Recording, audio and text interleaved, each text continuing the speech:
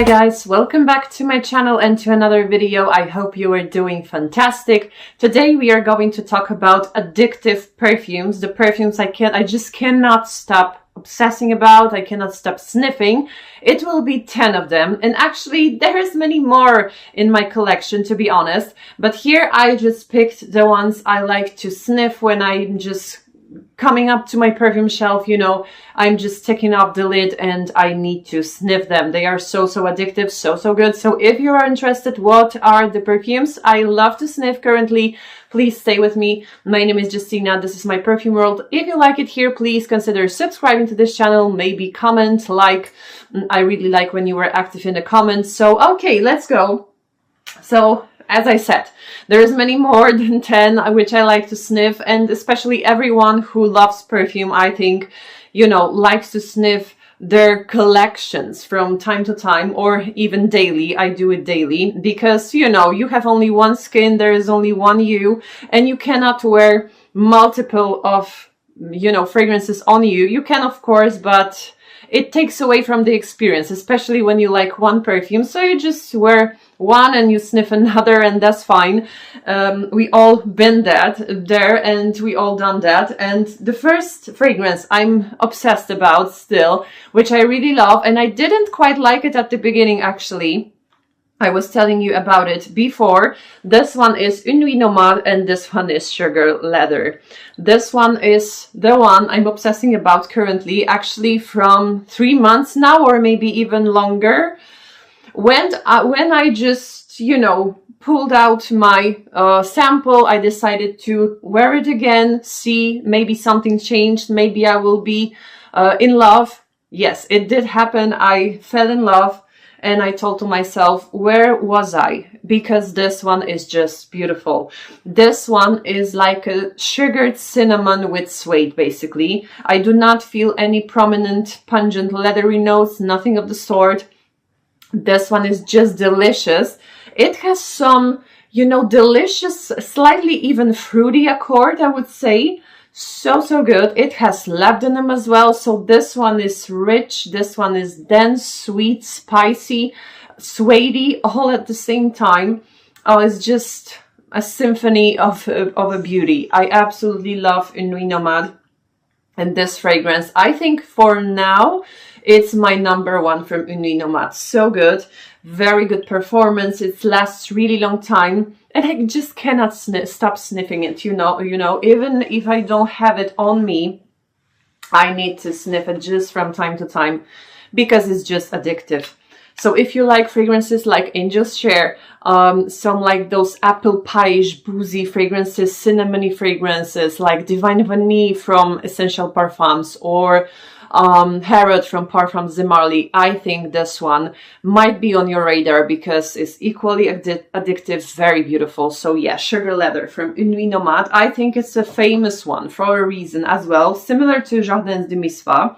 Another one broke the internet, and it's still very hyped up, very popular, and for me the hype is justified here as well. This one is, of course, Bianco Latte from Giardini di Toscana. I absolutely love this fragrance, and this fragrance is simple for some people. Some people say that it smells like IKEA candle, nothing special, but actually for me, I cannot agree, you know. This one is indeed very vanillic, creamy, but it has this beautiful coumarin in there, which makes it almondy, slightly sharp as well, but milky overall, vanillic beautifulness. And I think what's the most captivating in this fragrance is its sillage and lasting power and how strong it is. This is very strong, guys. Actually, you don't need much to fill the room and just to smell delicious. People just are going crazy about it. I have a perfume shop here in Poland, actually, and now we are just, you know, Bianco Latte is a bestseller. It's a bestseller. It's so good. Very delicious. And there is no day when I don't go to my perfume shelf and I don't sniff it, or I have it somewhere on. So beautiful and addictive. If you like vanillic fragrances, gourmand fragrances, you need to check out Bianco Latte because it's so good. Yeah, Bianco Latte from Giardini di Toscana. So I cannot say much about it because everyone was raving about it already. So yeah, I will just tell you I'm completely obsessed and addicted to this fragrance.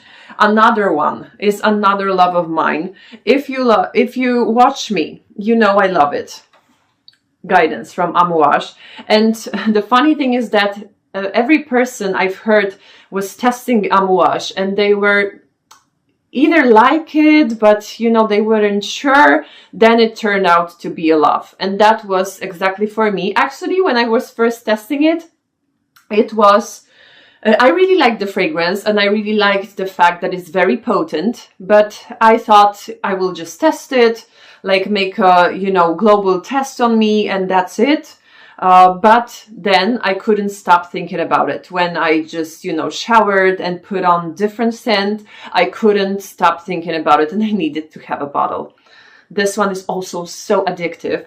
If you love it, you will be obsessing about it, you know. If you hate it, you just hate it. Some people can smell body odor from this one, maybe because of an ambergris, which can pull slightly, you know, like a bodily odor, maybe because it's slightly salty in the background. Maybe that's the effect some people get. But for me, I cannot even describe it, you know. It has some parts here and there sometimes from Hibiscus Mahajat from Maison Crivelli, which I absolutely love as well. That one was created also by Canton Biche, who created Guidance. So maybe it has some slight similarities, but it's only sometimes, you know, on my skin, on some days, because this one is a journey, you know. Every time you are wearing it, it will behave just differently. One day it's creamier, one day it's more sharper, thanks to the Akigala wood. One day is warmer, and on the other day you can sense more flowers here. So good. So good, and actually it's fruity, it's creamy, it's nutty sometimes as well. It's sharp, but at the same time delicate, but very prominent and very present and very pleasant for me. And it's a compliment magnet. You know, guys, I never got so many compliments during one day than with Guidance from Amouage. So it's totally obsession worthy for me, and I cannot stop sniffing the cap as well. This is just magnetic, you know. This is captivating. This is compelling. That's what I can say about Guidance. Yeah, so Amouage Guidance, another fragrance which I absolutely love. I discovered it last year and I cannot stop sniffing it because it's so original. I never had something like this in my collection. This one is Iris Shot from Olfactive Studio, and I think I'm repeating myself so much about this fragrance, but I really do love it. This one, if you love Iris, is a must-have. And if you are hesitant towards Iris, it's a must-have as well, actually. Because, you know, I don't often like Iris in perfumes, especially when it's too, like, lipsticky. Sometimes Iris can pull too... you know, it's too posh sometimes for me, like too harsh. But here is a buttery iris, buttery powdery iris put on suede. That's what I get from this fragrance. So beautifully blended. It's airy as well, but very present, very put together and elegant, buttery, sweet, refined. That's what I can say about this fragrance. So very good. If you get the chance, just test it out, because this is, I think, one of the most original Iris fragrances out there. And if you are Iris lover, as I said, you need to check it out. Very good. And the lasting power is really, really nice, really good. Especially on the clothes, on your scarves, you will smell it for days.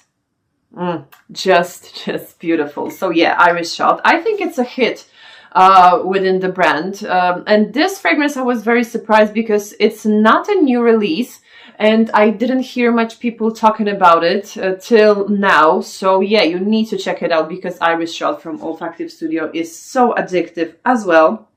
Another one is a dupe for very famous perfume, and this perfume is Baby Cat from YSL.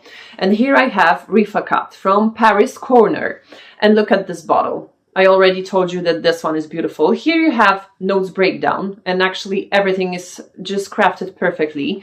So it looks amazing. It could be standing in some kind of a niche perfumery and no one would say a word because this one is just beautiful. And this one is equally beautiful inside as on the outside. So good. This vanilla, guys, this vanilla is just delicious. This is churchy vanilla for me. So basically what I can smell from this fragrance, this one is vanilla plus incense. And basically that's it. Slightly pepperiness as well. Slightly peppery. But this one is so addictive and good. It's slightly dark as well, you know, thanks to this olibanum, which gives it this incensey effect. Later in the dry down, this vanilla gets even warmer and even sweeter. So if you like your vanilla fragrances, but you want to have them original, necessary in your collection, I think. So good.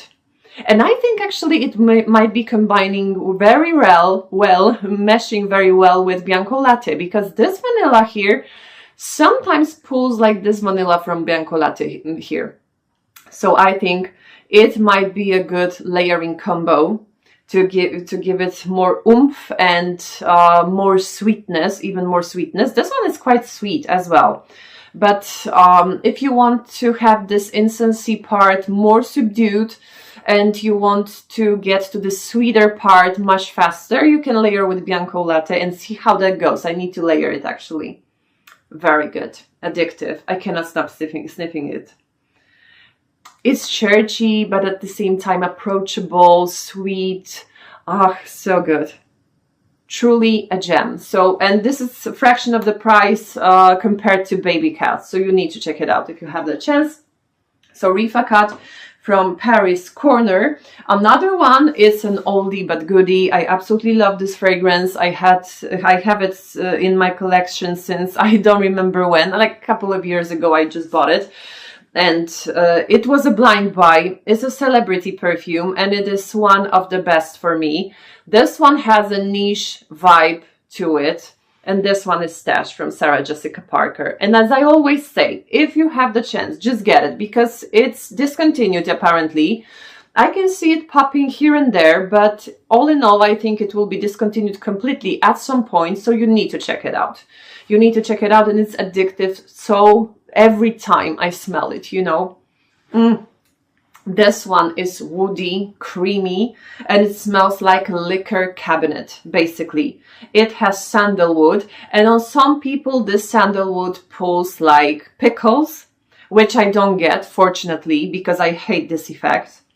This sandalwood for me here is creamy, is refined, it's woody, just sandalwood is woody, creamy. That's what I get. Masoya wood, I think, amps up this woody effect, gives it a creaminess. I think we have clary sage in here as well. Musk, so good. This one is just amazing. And I regret not buying body oil because there was a time when body oils off Stash were available. I didn't do it because, you know, I was thinking to myself, maybe I don't need it, blah, blah, blah. But then I think I really regret not getting the body oil. Maybe someday I will find it somewhere and I will get it when it will have a decent price, of course. But for now, if you find it on the discounters especially, don't think twice. Take a couple of bottles even. Then you can sell it when it's nowhere to be found. Maybe that's the, you know, that's the case you want to do. But all in all, Stash from Sarah Jessica Parker, very addictive. Another one is from Theodoros Kalotinis, and this one is sweet again. And if something snorts in here, is my dog, who is here, and he's my company here. Yeah, he's so sweet. He's so sweet. I love dogs. I just completely love dogs, and I cannot understand people who don't. But yeah, never mind. All right, another one is from Theodoros Kalotinis. As I said, it's Caramel Oud, and this one is his recent release. And I absolutely adore this fragrance as well. Very addictive again, of course, because we are talking about addictive fragrances in here today. It is combination for me of caramel and saffron, basically. So I do not get much of a nude. This one has this slightly woody base, but this oud is not skanky, it's not too much, it's not like a barnyard oud, nothing like that. For me, it's mainly caramel and saffron, and as I always say, it reminds me of those black tea infused with caramel. And recently I got one of those teas, and you know, I was really enjoying it, and it was reminding me of caramel oud. So good. And the parameters are really well as well. So yeah, this one is highly addictive. Caramel oud from Theodoros Kalotinis. Another one is a recent addition to my collection, and this one is Badee al Oud from Lattafa, and it's Honor and Glory. Yeah, I never remember the name. This bottle is just beautiful. Look at the bottle. I like it so much, and it reminds me of Initia bottles, obviously. This one is very strange, and it's strangely addictive. You have here this pineapple, which is like a freshly cut pineapple. It is not your artificial pineapple from the can, nothing of the sort. You can sniff here, you can feel here this fresh pineapple combined with a slight amount of creaminess coming from vanilla and creme brulee. Although I would wish that this creme brulee note would be more prominent. It's not bad all in all, but I wish it would be more prominent. This one is strangely addictive, as I said, and it has this mossy undertone here as well. It has curcuma. Very interesting, you know. Many people say that it reminds them of Ani from Nishane. Maybe this vanilla part slightly, but all in all, I would say this one might pull slightly like Baccarat Rouge vibe, but not, you know, completely like Baccarat Rouge, of course. And this one sometimes reminds me of Erba Pura as well. When it comes to the musk, it has this certain screechiness that you get from Erba Pura or Kirke from Tiziana Terenzi. So this one is definitely not blind buy material. You need to test it out, because I've read on Fragrantica that many people is actually not very keen on this perfume. It's very, you know, smelly for them. So you need to check it out. But for me, this one is so interesting and addictive, and I'm finding myself, you know, just coming to my shelf, to my perfume shelf, and sniffing the cap. So good. For me, it's very good. And it then has this smooth, musky base, but you still can feel those spices. Very interesting, compelling fragrance, and it makes you think, basically. So it's very complex as well. Yeah, so that was it. That was Lattafa Pride. Another one is from Jovoy, and I finally have it in my collection. Actually, I was thinking of getting it like 2 years ago, maybe, and I didn't get it. I decided to get Nishane Ani, but now I have it here, and it's Jovoy, and it's Remember Me. I think this one is widely known. I do not particularly like the bottle because it's too big, you know, it's too clumsy, but it's fine. The scent though, I really love it because it smells for me like cardamom chai tea. Delicious. It has slight addition of bergamot, cardamom obviously. It has this milky accord as well. So if you like fragrances like Killian Princess, for example, with this milky vibe, I think Jovoy Remember Me will be perfect. So good. Delicious, but at the same time very comforting. Just like a cup of chai tea, you know? Very good. And it reminds me actually something from the older days. I don't know. For me, when I first sniffed it on my friend, it smelled like, you know, I don't know why I got this feeling, but something like Armani Code, like the female version.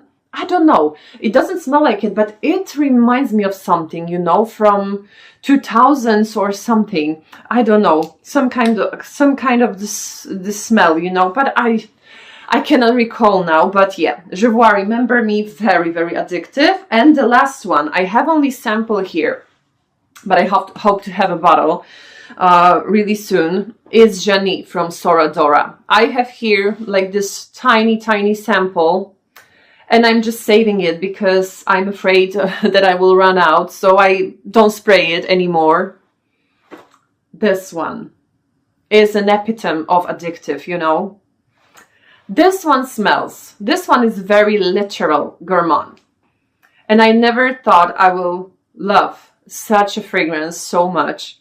This one basically smells like an apple pie, but not in the type of angel's share or anything. I saw again comparisons on Fragrantica that many people compares it to angel's share. For me, not. This one is not boozy. This one is an apple pie with peaches and with butter and sprinkled with sugar. That's what I get. Like this buttery, you know, crust, and you have like this caramelized apple and peaches on top. That's what I get from this fragrance. Utterly delicious. It's buttery. It's slightly juicy as well.